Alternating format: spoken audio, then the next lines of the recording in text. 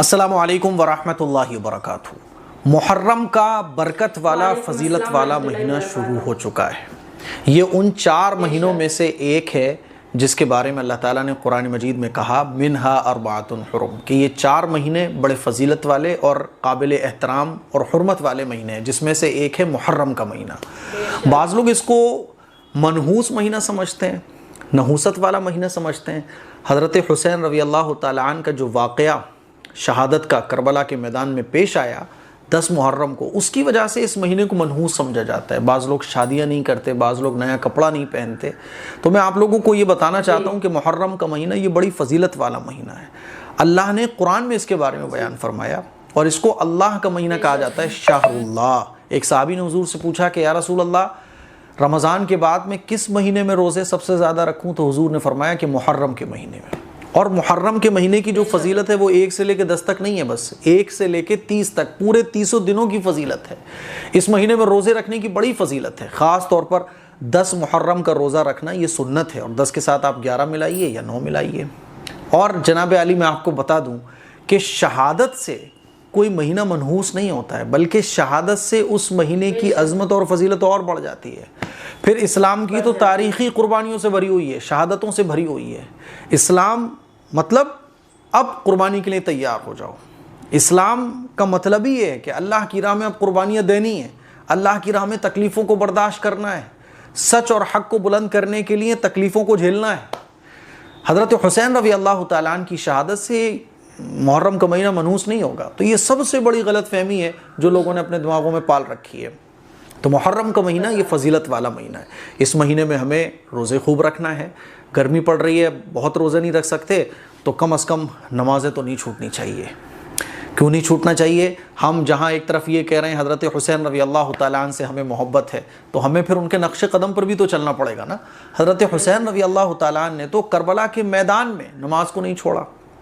ہم تو نمازیں چھوڑ کے ان کی محبت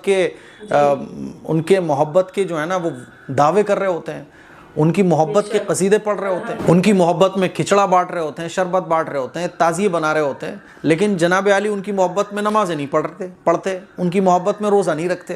تو ہمیں یہ بھی دیکھنا پڑے گا کہ میری نماز نہیں چھوٹنا چاہیے، میرا کوئی روزہ نہیں چھوٹنا چاہیے۔ عبادت کا کوئی بھی کام جو فرض ہے وہ تو ساری زندگی مرتے دم تک فرض ہے۔ فرض کے علاوہ سنتوں کے خلاف بھی ہمارا کوئی کام نہیں ہونا چاہیے۔ یہ تو کرنا ہے محرم کے مہینے میں۔ کیا نہیں کرنا؟ تو دیکھیے ہوتا کیا ہے کہ محرم کا مہینہ شروع ہو گیا، اب بحث شروع ہو جاتی ہیں، اختلافات شروع ہو جاتے ہیں کہ حضرت حسین رضی اللہ تعالیٰ عنہ کے ساتھ کون تھا، ان کے ساتھ کون نہیں تھا۔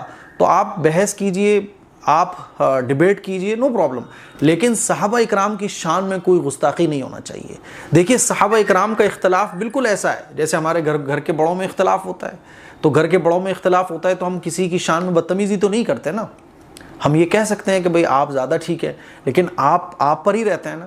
ہوتا کیا ہے کہ ہم حضرت حسین رضی اللہ تعالیٰ عنہ کے واقعے پر بحث کرتے کرتے ایک تو فرقوں میں بٹ جاتے ہیں، پھر فرقوں سے بٹ کر جو ہے نا وہ ہماری بحث اتنی آگے چلی جاتی ہے کہ اپنی بات کو صحیح ثابت کرنے کے لیے ہم صحابہ اکرام کی شان میں گستاخی کر بیٹھتے ہیں۔ یزید پلید کے بارے میں جو بولنا ہے بولیے، لیکن کسی بھی صحابی رسول کے بارے میں ہماری زبان سے کوئی بھی غلط لفظ ان کی شان میں نہیں نکلنا چاہیے، ورنہ ہمارے خود کے ایمان کے لالے پڑ سکتے ہیں۔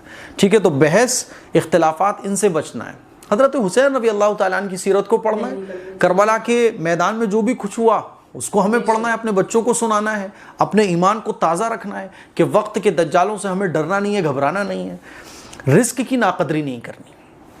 آپ سبیلے لگاؤ، کھچڑا بانٹو، لیکن رزق کی ناقدری نہیں ہونا چاہیے۔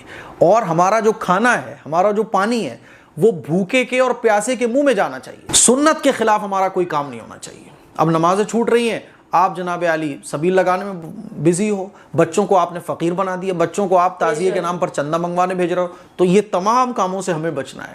اچھا ایک بات اور ہے کہ محرم کے مہینے میں بہت سارے وظیفے لوگ بتا رہے ہوتے ہیں، تو بھائی وظیفوں کو چھوڑ دو، وظیفوں نے بیڑا غرق کر کے رکھا ہوا ہے۔ وظیفوں کو چھوڑو اور سنت پر اور عبادات کے کام کو فوکس کرو۔ یہ چند باتیں ہیں جو محرم کے مہینے میں آپ کو اور ہم سب لوگوں کو اس کا خیال رکھنا پڑے گا، ورنہ محرم کے مہینے میں ہم حسین کے نام پر، حضرت حسین کی محبت میں بہت کچھ کر رہے ہوں گے، لیکن وہ ہماری اپنی طبیعت کے مطابق چل رہا ہوگا، شریعت کے مطابق نہیں چل رہا ہوگا، تو سب بیکار ہو جائے گا۔ اس کا خیال رکھنا ہے۔ باقی آپ کیا پوچھنا چاہتے ہیں کامنٹ کریں، انشاءاللہ محرم سے متعلق بہت ساری باتیں میں آپ کو بتاؤں گا۔ اس کلپ کو شیئر کریں، دوسروں تک پہنچائیں۔ السلام علیکم ورحمۃ اللہ وبرکاتہ۔